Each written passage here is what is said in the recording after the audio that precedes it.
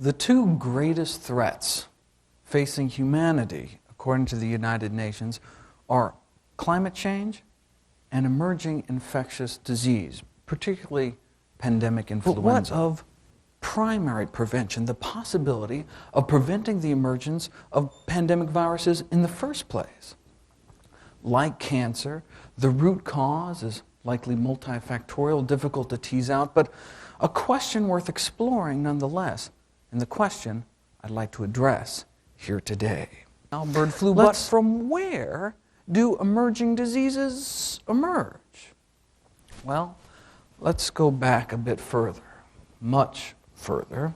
Human beings have been on this earth for millions of years, yet throughout most of human evolution, there were no epidemic diseases.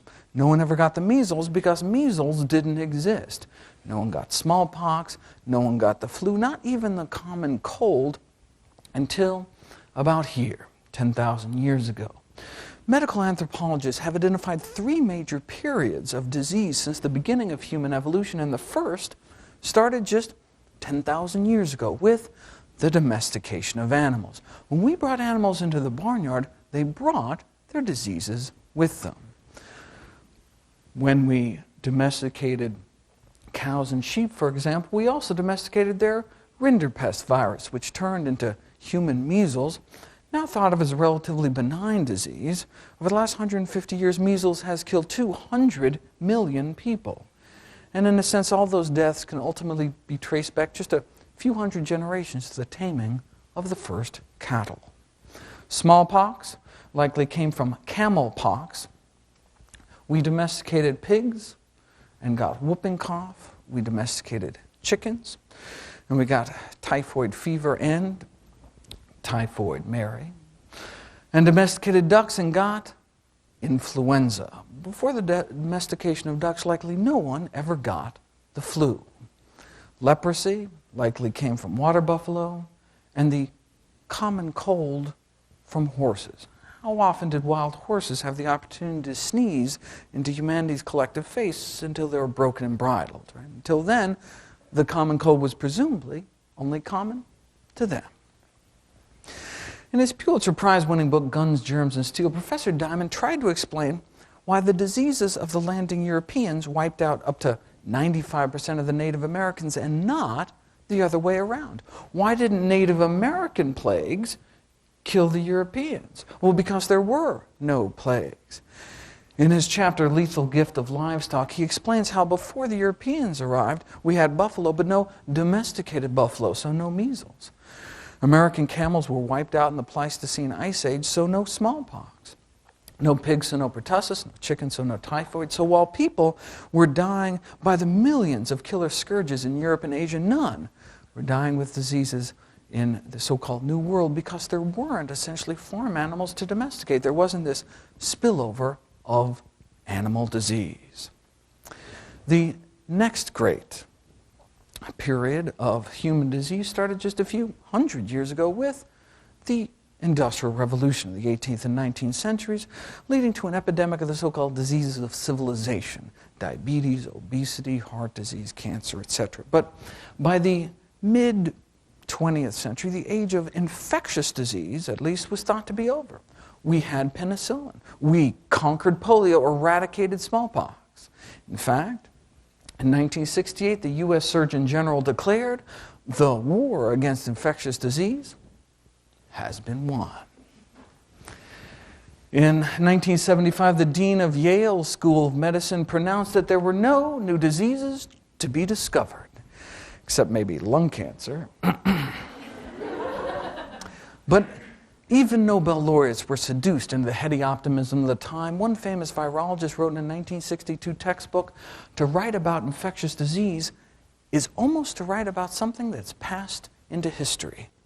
The most likely forecast about the future of infectious disease, he wrote, is that it will be very dull. But then something changed. After decades of declining infectious disease mortality in the United States, the trend has reversed in recent decades. This is a graph from the CDC of infectious disease mortality over time, over the last 50 years or so. And as you can see, it starts declining, declining, declining, declining.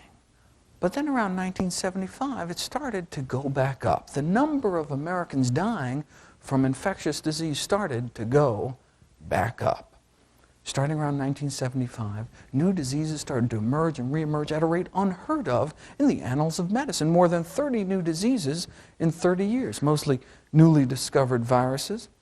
In fact, the whole concept of emerging infectious disease has gone from a mere curiosity in the field of medicine. Now it's an entire discipline, really moved to center stage. We may soon be facing, according to the U.S. Institute of Medicine, what they call a catastrophic storm of microbial threats. We are now smack dab in the third era of human disease, which seems to only started about 30 years ago. Medical historians have called this time in which we live the age of emerging plagues, almost all of which come from animals. But we domesticated animals 10,000 years ago. What has changed in recent decades to bring us to this current situation? Well, we are changing the way animals live.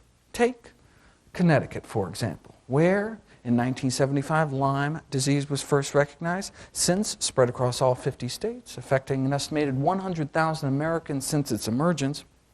Lyme disease is caused by bacteria-infested deer ticks, but the primary host is actually not deer, but the white-footed mouse. The ticks themselves, not quite as cute, really, but we've been sharing the woods with these fellas forever. What changed recently was suburbia. The black-legged ticks live on the white-footed mouse, kept at bay by woodland predators, but then developers came in and chopped up America's woodlands into subdivisions, scaring away the foxes and bobcats, and now we have more mice, more ticks, and more disease. We are changing the way animals live. Going back a little farther, with the big cattle-producing nations fighting during the Second World War, what Argentina did took advantage of the situation by dramatically expanding its beef industry at the expense of its rainforest. There we discovered the deadly Hunan virus, or rather it discovered us, and the so-called hamburgerization of the rainforest exposed hemorrhagic fever viruses all across the continent subsequently. Experts believe the most likely scenario is that HIV arose from humans sawing their way into the jungle, butchering chimpanzees for their flesh along the way. Now, in many countries in Africa, the prevalence of HIV exceeds 25% of the adult population, leaving millions of orphan children in its wake. Someone butchered a chimp a few decades ago, and now 25 million people are dead. But wildlife has been hunted for thousands of years, yes, but never before like this. With the demand for wildlife meat outstripping local supplies, what countries have done is set up these intensive captive production farms, cramming wild animals in these cramped, filthy cages and then smuggling them around the world. This intensive commercial bushmeat trade actually started in the live markets of Asia, particularly the Guangdong province, a southern province surrounding Hong Kong, from which the current bird flu threat arose. The live animal markets took a class of viruses which in human medicine we had only known for causing the common cold and seemed to turn them into a killer SARS. New diseases spread. But there's one way we have changed our relationship with animals that really outshadows all the rest. In response to this torrent of emerging and re-emerging infectious diseases, the world's three leading authorities got together for a joint consultation. The World Health Organization, the Food and Agriculture Organization in the United Nations, and the World Organization for Animal Health, the world's leading veterinary authority, got together to uncover the key underlying causes of this age of emerging plagues. They came up with four main themes of risk factors for the emergence and spread of these new diseases. Yes, they talked about the exotic pet trade, they talked about bushmeat, but number one on their list was this increasing demand for animal protein the world over. Yes, we domesticated animals 10,000 years ago, but never before like this, especially pigs and poultry. Chickens used to peck around the barnyard. But now, chickens raised for meat are typically warehoused in sheds containing tens of thousands of birds. About half of the egg-laying hens on this planet are now confined in what are called battery cages. These small barren wire enclosures extending down long rows and windowless sheds can be up to 1 million birds on a single farm. About half of the pigs on the planet are now, again, crowded into these intensive confinement operations. You know, old McDonald's farm has since been replaced by the new McDonald's farm. These intensive systems represent the most profound alteration of the human-animal relationship in 10,000 years. And no surprise, they are breeding grounds for disease. Then the diseases of industrialization, and finally, of land use and agricultural intensification.